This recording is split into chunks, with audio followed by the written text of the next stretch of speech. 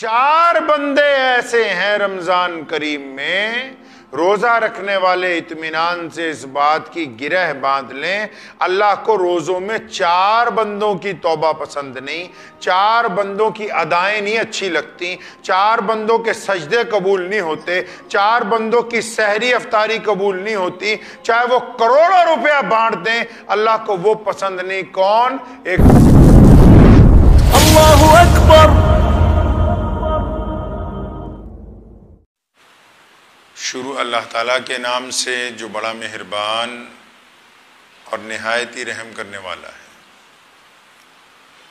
تمام حضرات سورہ فاتحہ اور درود پاک پڑھ لیجئے۔ اعوذ باللہ من الشیطان الرجیم، بسم اللہ الرحمن الرحیم، الحمدللہ رب العالمین الرحمن الرحیم مالک یوم الدین، ایاک نعبد و ایاک نستعین، اہدنا الصراط المستقیم صراط الذین انعمت علیہم غیر المغضوب علیہم ولا الضالین آمین۔ اللہم صلی علی محمد وعلی آل محمد کما صلیت علی ابراہیم وعلی آل ابراہیم انک حمید مجید۔ اللہم بارک علی محمد وعلی آل محمد کما بارکت علی ابراہیم وعلی آل ابراہیم انک حمید مجید۔ اس ماہ مقدس کی ابتدا میں جن کی باتیں ہر خاص و عام سننا اپنے لیے خوش قسمتی کی بات سمجھتا ہے، وہ ذات پیارے نبی حضرت محمد رسول اللہ صلی اللہ تعالیٰ علیہ وسلم کی ہے، جن کی بدولت ہمیں رمضان المبارک کا یہ مقدس مہینہ جو ہے اللہ تعالیٰ نے عطا فرمایا ہے۔ رمضان شریف ایک انقلابی عبادت ہے۔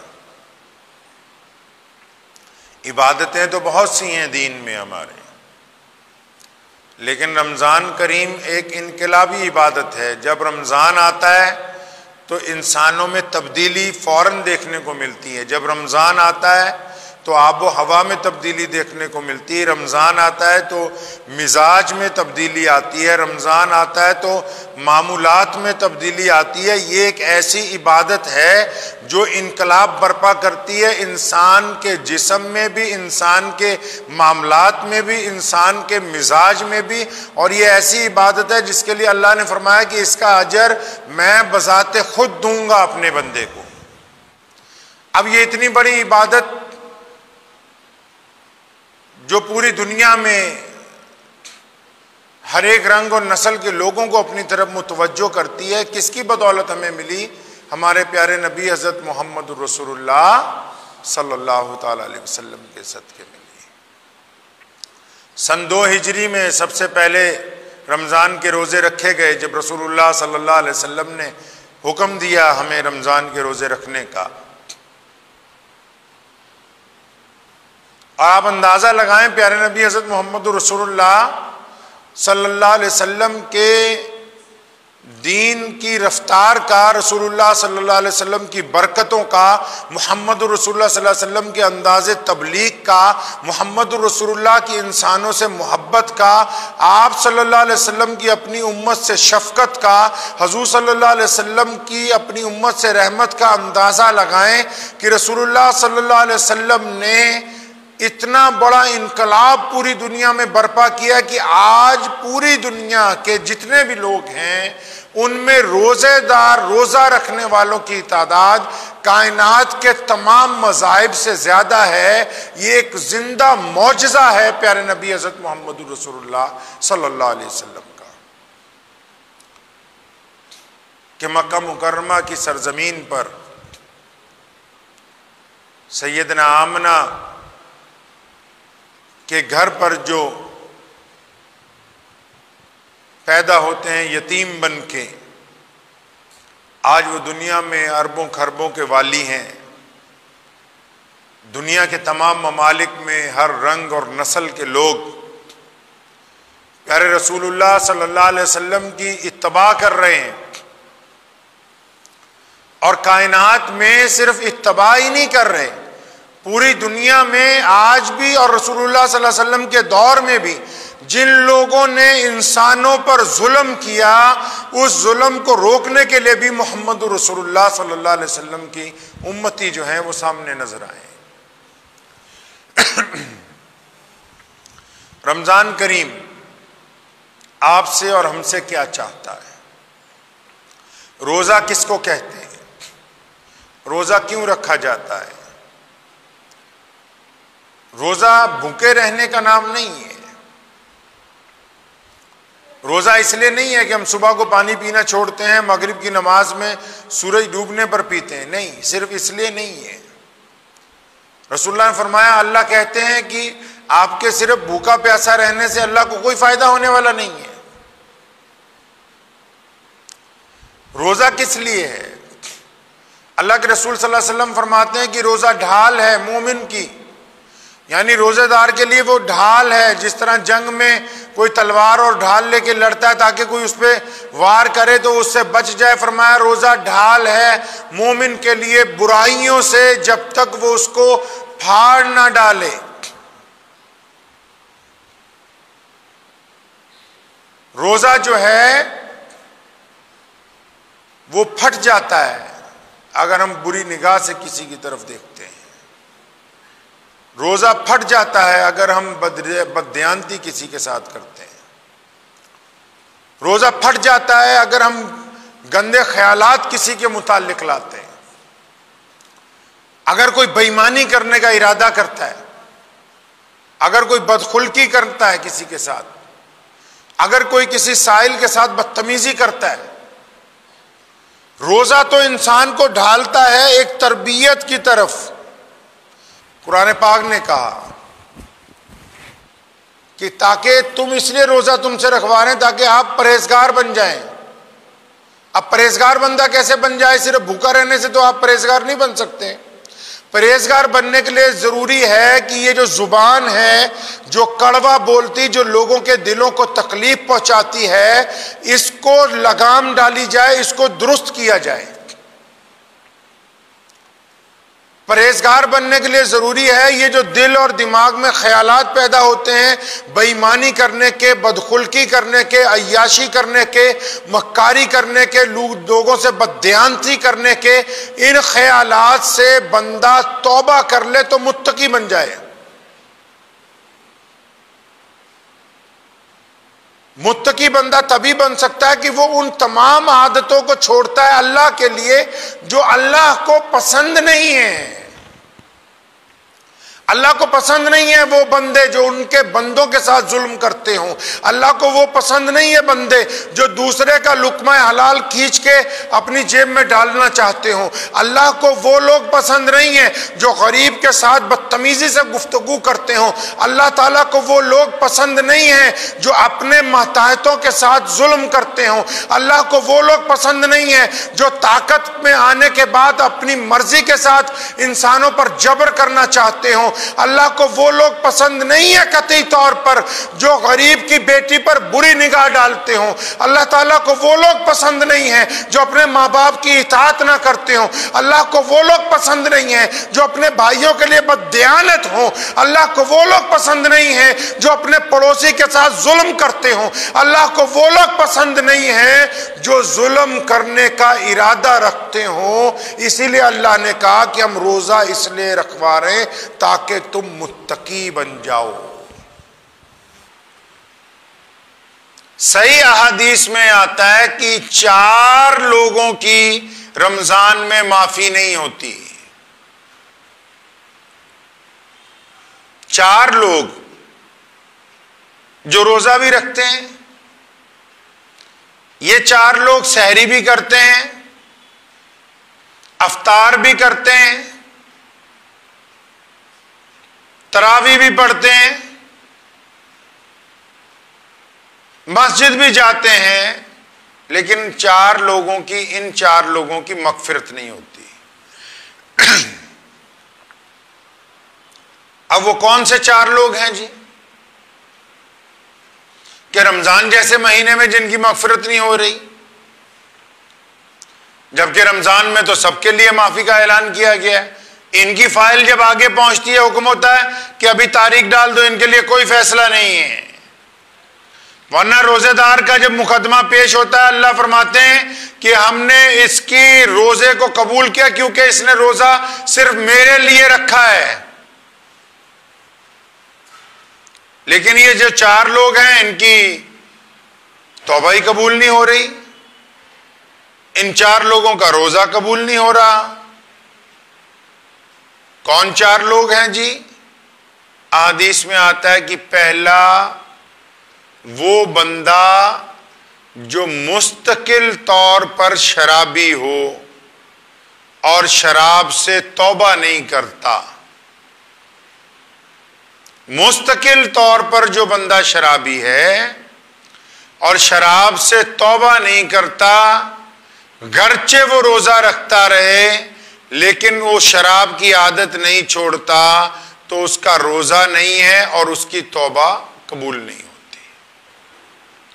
یہ پہلا آدمی ہے ان 4 میں سے.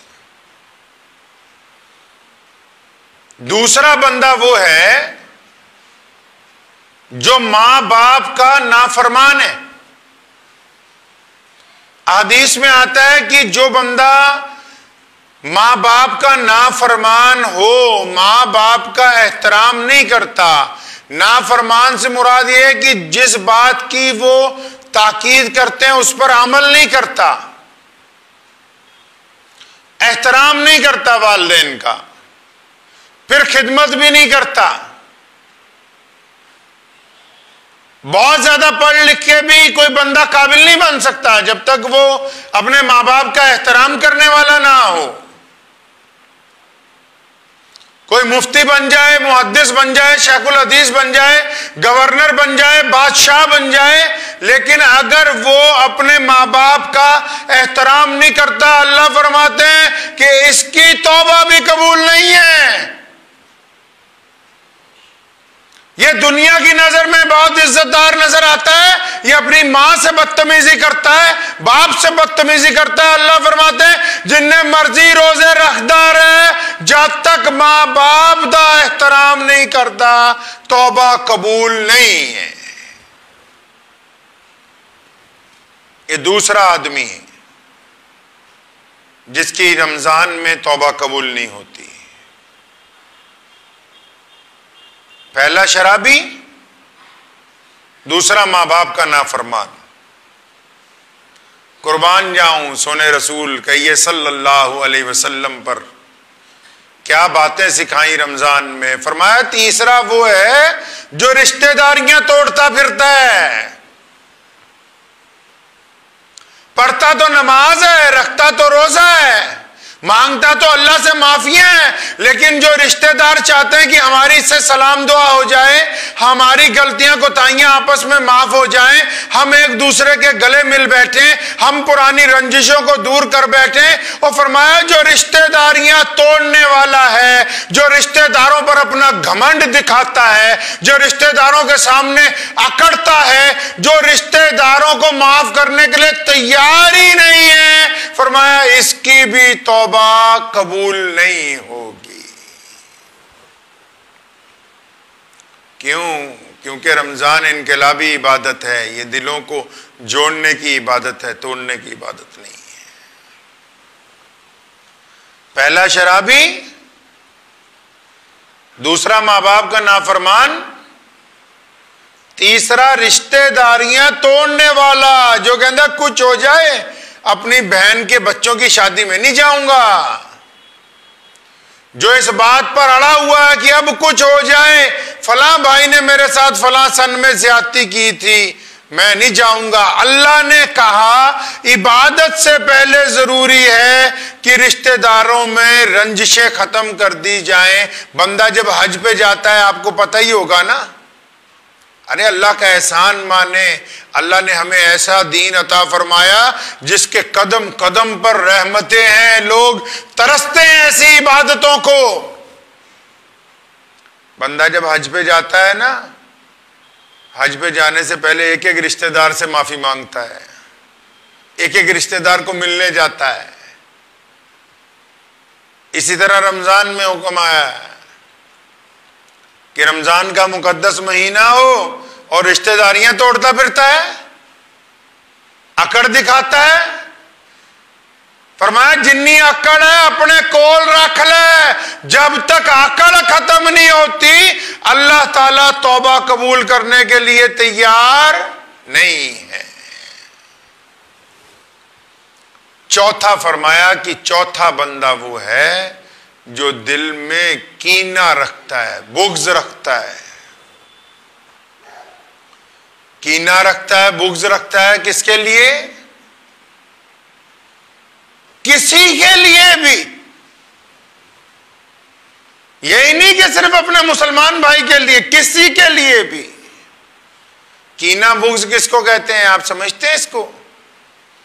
کینہ بغض کہتے ہیں ایک بندہ اپنے دل میں دماغ میں سازش تیار کرتا ہے دوسرے کے متعلق، چاہے وہ بھائی ہے، چاہے وہ پڑوسی ہے، چاہے وہ دوسرے کوئی مذہب کا ہے، مطلب جس کو جانتا ہے اور اپنے سے زیادہ ترقی کرتے ہوئے دیکھتا ہے، سازش تیار کرتا ہے کہ ایک باری میرے گیڑ چاجوے تینوں گیڑا دوا میں، ارادہ بناتا ہے، دل میں کینہ رکھتا ہے کہ ہاں اگر ایک دفعہ میرا بس چلے تب میں اس کا رگڑا لگا دوں۔ تبھی تو بہت ساروں کو اللہ نے طاقت نہیں دی، کئیوں کا بس چلے تو کئیوں کو سرے بازار پھانسی دے دیں، اسی لیے تو ہر ایک بندے کے ہاتھ میں اللہ کریم نے طاقت کی کنجی نہیں دی۔ 4 بندے ایسے ہیں رمضان کریم میں، روزہ رکھنے والے اطمینان سے اس بات کی گرہ باندھ لیں، اللہ کو روزوں میں 4 بندوں کی توبہ پسند نہیں، 4 بندوں کی ادائیں نہیں اچھی لگتی، 4 بندوں کے سجدے قبول نہیں ہوتے، 4 بندوں کی سحری افطاری قبول نہیں ہوتی، چاہے وہ کروڑوں روپیہ بانٹ دیں اللہ کو وہ پسند نہیں۔ کون؟ ایک شرابی کی توبہ پسند نہیں، ماں باپ کے نافرمان کی توبہ پسند نہیں، رشتہ داریاں توڑنے والا پسند نہیں، اور دل میں دوسروں کے لیے برائی رکھنے والا بندہ اللہ کو پسند نہیں ہے۔ وقت بھی ہو گیا ہے، دعا کیجئے کہ جتنی باتیں آپ حضرات کے ساتھ کی ہیں اللہ تبارک و تعالیٰ ان تمام باتوں کے اوپر عمل کرنے کی توفیق عطا فرمائے۔ وآخر الدعوانا ان الحمدللہ رب العالمین۔ مجھے امید ہے کہ آپ کو یہ ویڈیو پسند آئی ہوگی، اگر پسند آئی ہو تو یہ آپ اپنے دوستوں کے ساتھ شیئر کریں اور اس چینل کو سبسکرائب ضرور کریں۔